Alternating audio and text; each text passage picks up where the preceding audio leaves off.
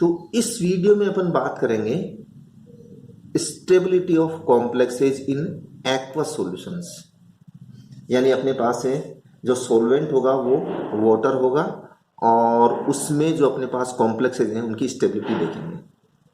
तो मान लीजिए अपने पास कोई एक्वस सॉल्यूशन है और उसके में कोई आपने मेटल एटम या मेटल आयन छोड़ दिया और वो लिगेंड्स के साथ जुड़ना चाह रहा है, अर्थात मेटल और लिगेंड जुड़ के क्या बनाएंगे, कॉम्प्लेक्स का निर्माण कर रहे हैं। लेकिन कॉम्प्लेक्स का निर्माण एक स्टेप में नहीं हो जाता, लिगेंड्स क्या होते हैं क्रम से जुड़ते जाते हैं। तो ये फर्स्ट टाइम लिगेंड जुड़ रहा है मेटल एटम या आयन से, तो ये हमारे पास बन जाएगा यहाँ पर Ml बन जाएगा और ये एक दूसरे के इक्विलिब्रियम में रहते हैं। और ये जो अपने पास K1 है इसको बोलते हैं अपन first stepwise formation constant. अब Ml बनने के बाद सेकेंड टाइम अपन L जोड़ेंगे, फिर उससे आगे L जोड़ेंगे, फिर कंटिन्यूस इसमें L जोड़ते जाएंगे और लास्ट में क्या मिल जाता है अपने को कि उसकी ज्योमेट्री जो सी होती है, जैसे ऑक्टाहेड्रल कॉम्प्लेक्स बनना है तो 6 लिगेंड यहाँ पे जुड़े होते हैं। अब अपन ये जो स्टेप वाइज फॉर्मेशन कांस्टेंट्स हैं, यानी एक तरह से ये इक्विलिब्रियम कांस्टेंट्स हैं, इन इक्विलिब्रियम कांस्टेंट्स को अपन लिख सकते हैं प्रोडक्ट की कंसंट्रेशन अपॉन जो रिएक्टेंट्स हैं उनकी कंसंट्रेशन का प्रोडक्ट। तो ये रिएक्टेंट्स हैं अपने पास, इनकी कंसंट्रेशन का प्रोडक्ट ये आ गया और ये प्रोडक्ट की। अब जो K1 से K2 की तरफ जाते हैं, फिर K3, फिर K4, इस तरह से चलते जाएंगे तो जो इनका मान है वो क्रम से घटता जाता है। यानी K1 का मान सबसे ज्यादा आता है, फिर K2 का कम हो जाता है, फिर K3 का और कम हो जाएगा और लास्ट में जाते जाते, जनरली कह रहा हूं, ऑलवेज की बात नहीं कर रहा मैं, और भी कम हो जाएगा अपने पास। अब ऐसा क्यों होता है? देखो, शुरू में जो मेटल आयन होता है उसके चारों तरफ एक भी लिगेंड नहीं है, तो आने वाले लिगेंड को किसी प्रकार की स्टेरिक हिंड्रेंस से मुकाबला नहीं करना पड़ेगा। यानी उसके लिए बहुत सारी जगह अवेलेबल है मेटल आयन से जुड़ने के लिए। लेकिन जैसे जैसे इसमें लिगेंड जुड़ते जाएंगे वैसे वैसे क्या होगा, आने वाले लिगेंड के लिए जो वेकेंट स्पेस मिलता है वो कम मिलता है, अर्थात जुड़ने की जो संभावना है वो थोड़ी सी क्या हो जाएगी, कम हो जाएगी। इसीलिए इनके मान क्रम से घटते जाएंगे। एक रीजन तो ये। दूसरा रीजन, शुरू शुरू में मेटल आयन के ऊपर जो पॉजिटिव चार्ज होता है वो जैसे जैसे लिगेंड जुड़ते जाएंगे वैसे वैसे न्यूट्रलाइज हो जाता जाएगा। यानी इस मेटल आयन की लिगेंड के प्रति जो ग्रेडीनेस है वो जैसे जैसे लिगेंड जुड़ते जाएंगे वैसे वैसे क्या होती जाएगी, कम होती जाएगी। तो ये दो रीजन है जिनकी वजह से स्टेप वाइज फॉर्मेशन कांस्टेंट्स का ये क्रम पाया जाता है। अब इन्हीं कॉम्प्लेक्स फॉर्मेशंस को अपन इस प्रकार से भी शो कर सकते हैं, जिसमें अपन मेटल आयन रखेंगे और उसके साथ एक लिगेंड या दो लिगेंड या तीन लिगेंड या चार लिगेंड इस प्रकार से जोड़ते जाते हैं। इनको अपन बोलते हैं ओवरऑल फॉर्मेशन कांस्टेंट्स। तो देखो, ये शुरू में एक लिगेंड जुड़ रहा है, इससे Ml बन गया और यहां पर जो अपने पास एक तरह से इक्विलिब्रियम कांस्टेंट है, ऊपर तो क्या K1 कहला रहा था और यहां पर ये क्या कहलाएगा, β1। सेकेंड टाइम ये दो लिगेंड जोड़ेंगे अपन तो β2, β3, इस तरह से चलते जाएंगे अपन। तो ये थोड़े से अलग हैं, ऊपर जो स्टेप वाइज फॉर्मेशन कांस्टेंट्स है उनकी बजाय ये थोड़े से अलग हैं। और जब अपन इनकी वैल्यूज पुट करके इनके बीच में रिलेशन निकाला जाता है तो ये रिलेशन अपने को प्राप्त होता है। यानी जो β1 है वो तो K1 के बराबर आएगा, β1 जो है वो तो K1 के बराबर आएगा, लेकिन जो β2 है वो किसके बराबर आएगा, K1 डॉट K2, यानी इन दोनों के प्रोडक्ट के बराबर आएगा। β3 इनके प्रोडक्ट के बराबर आएगा। तो कहीं पे भी आपको βn निकालना है तो आप βn का मान यदि 5 है तो K1, K2, K3, K4, K5 तक आप चलेंगे। उन सब ओवरऑल फॉर्मेशन कांस्टेंट्स का क्या, sorry, step wise formation constants का क्या हो जाएगा, ये प्रोडक्ट हो जाएगा। ऐसा क्वेश्चन नेट में आ चुका है, तो ध्यान रखना। अब अपन बात करते हैं स्टेबिलिटी ऑफ कॉम्प्लेक्सेज की। तो कॉम्प्लेक्सेज में जो स्टेबिलिटी होती है वो दो प्रकार की होती है, एक थर्मोडायनेमिक स्टेबिलिटी और एक काइनेटिक स्टेबिलिटी।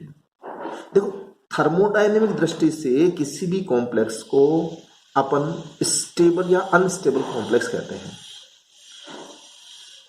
ध्यान से सुनिए, जब किसी कॉम्प्लेक्स का निर्माण हो और उस अभिक्रिया के लिए डेल्टा एच का मान बहुत ज्यादा नेगेटिव हो, तो जो बनने वाला कॉम्प्लेक्स है वो थर्मोडायनेमिक दृष्टि से स्टेबल कॉम्प्लेक्स कहलाता है। क्या कह रहा हूं? जब किसी रिएक्शन में किसी कॉम्प्लेक्स का निर्माण हो रहा हो और उस अभिक्रिया के लिए डेल्टा एच का मान हाईली नेगेटिव हो, तो हम बनने वाले कॉम्प्लेक्स को कहेंगे स्टेबल कॉम्प्लेक्स।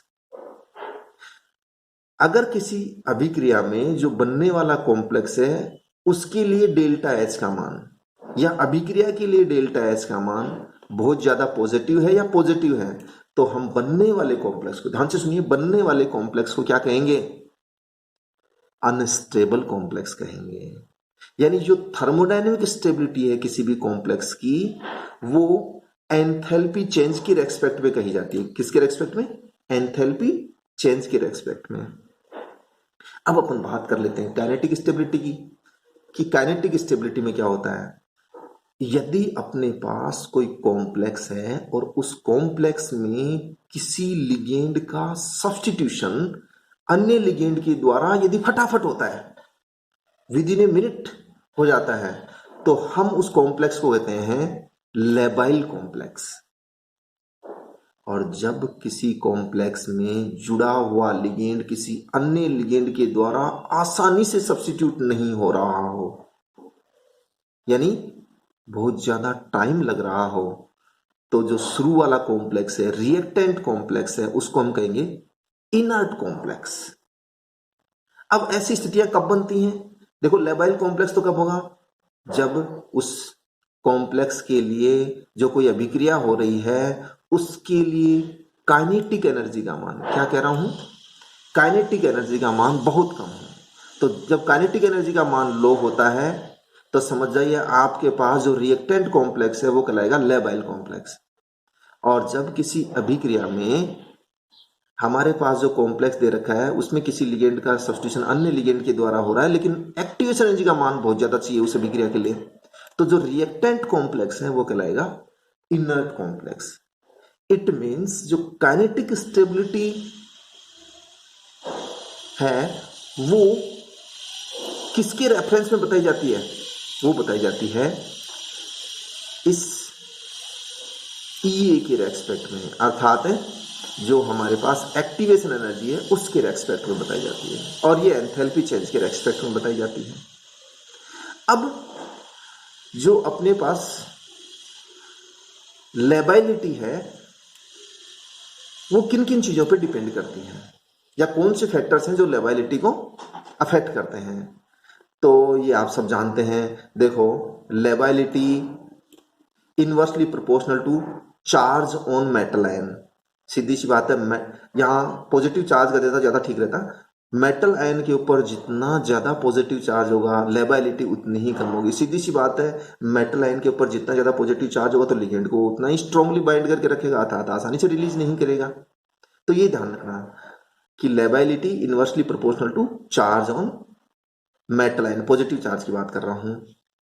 दूसरा factor, lability directly proportional to radius of the metal ion, यानी मेटल आयन का साइज जितना बड़ा होगा, सीधी सी बात है, मेटल आयन के नाभिक की पकड़, मेटल आयन के नाभिक की पकड़ लिगेंड पे उतनी ही कमजोर हो जाएगी, और जितना कमजोर बॉन्ड होगा मेटल और लिगेंड के बीच में आसानी से टूट जाएगा, अर्थात ऐसा कॉम्प्लेक्स कैसा हो जाएगा? लेबाइल।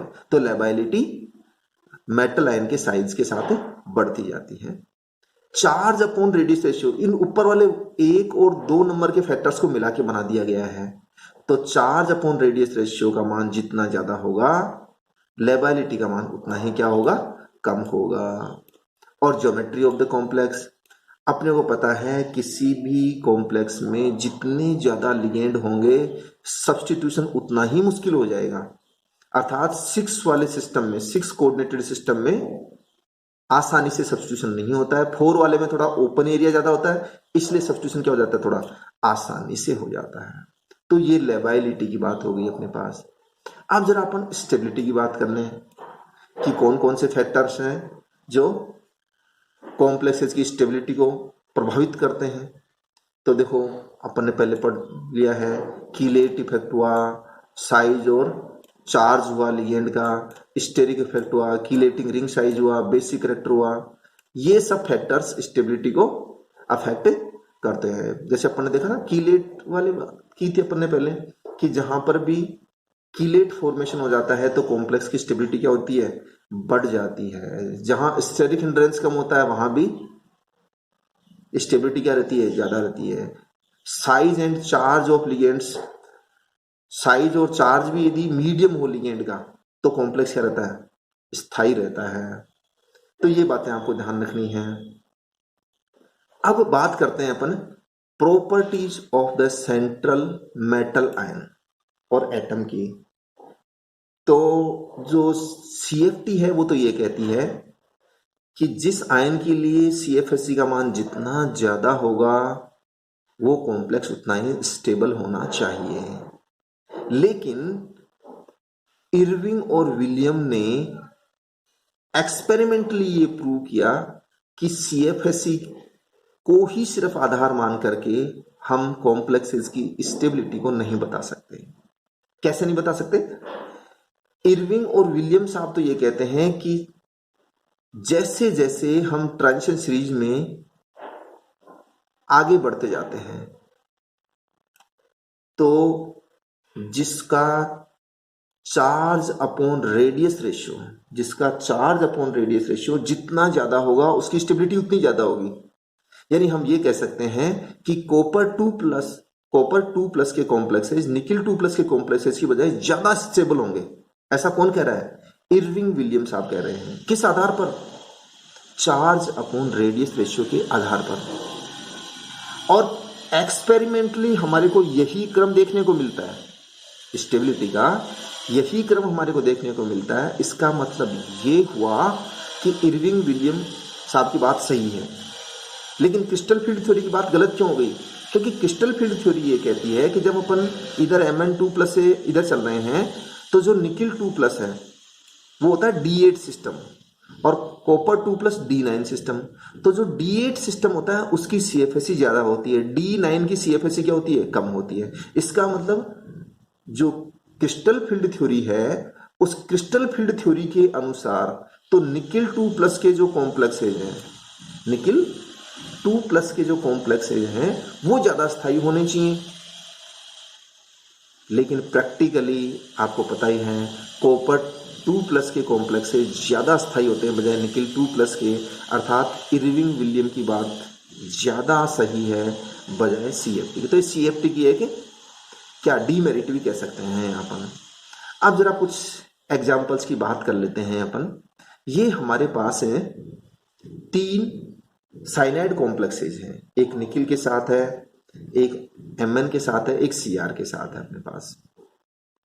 तो देखो निकिल 2+ यहाँ पे आ गया, यहाँ पे Mn3+ आ गया, यहाँ पर Cr3+ आ गया।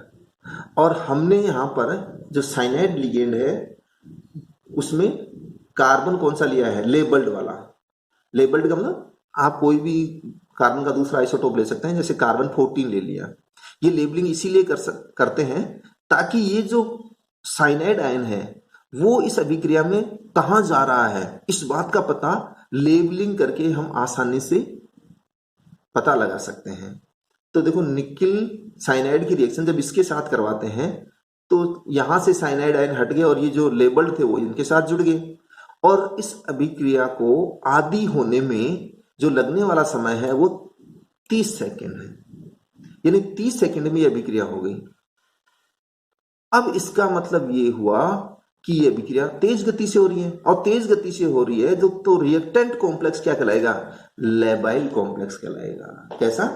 Labile complex. कि यदि अभिक्रिया 1 मिनट से भी कम समय में संपन्न हो जाती है, मोर देन 50% संपन्न हो जाती है, तो आप समझ जाना उसको क्या कहेंगे, जो रिएक्टेंट कॉम्प्लेक्स है उसको लेबाइल कॉम्प्लेक्स कहेंगे। अब जरा इन दोनों की बात करते हैं। यहां भी हम साइनाइड आयंस का क्या कर रहे हैं, सब्स्टिट्यूशन कर रहे हैं। तो जब इन साइनाइड आयंस का सब्स्टिट्यूशन इन साइनाइड आयंस के द्वारा होगा, लेबल्ड वालों के द्वारा होगा, तो इसमें तो 1 घंटा लग रहा है। अभिक्रिया को 50% पूर्ण होने में, और इसको 24 दिन लग रहे हैं। इसका मतलब ये कह सकते हैं कि ये जो दोनों रिएक्टेंट कॉम्प्लेक्स हैं, ये दोनों रिएक्टेंट कॉम्प्लेक्स हैं, ये क्या है? इनर्ट हैं। क्या है? इनर्ट। तो ये लेबाइल कॉम्प्लेक्स है, ये दोनों इनर्ट हैं। अब एग्जाम में हमारे से ये प्रश्न घुमा के पूछ सकता है। मान लो ये तीनों रिएक्शन दे दिए हमारे को, और वो ये पूछ रहा है आप इन तीनों अभिक्रियाओं के लिए एक्टिवेशन एनर्जी का क्रम लिखिए, घटता या बढ़ता। तो इंक्रीजिंग या डिक्रीजिंग ऑर्डर हमसे पूछता है, तो जिस अभिक्रिया को होने में बहुत ज्यादा टाइम लग रहा है उसकी एक्टिवेशन एनर्जी ज्यादा है, तो एक्टिवेशन एनर्जी सबसे ज्यादा इसकी, फिर इसकी बजाय इसकी कम है, और इसकी बजाय इसकी और भी कम है। एक और एग्जांपल अपन देखते हैं, फिर ये वीडियो कंप्लीट हो जाएगा। देखो, ये कोबाल्ट का एक कॉम्प्लेक्स है 3+, और याद रखना ये लो स्पिन कॉम्प्लेक्स है। कौन सा? लो स्पिन कॉम्प्लेक्स है।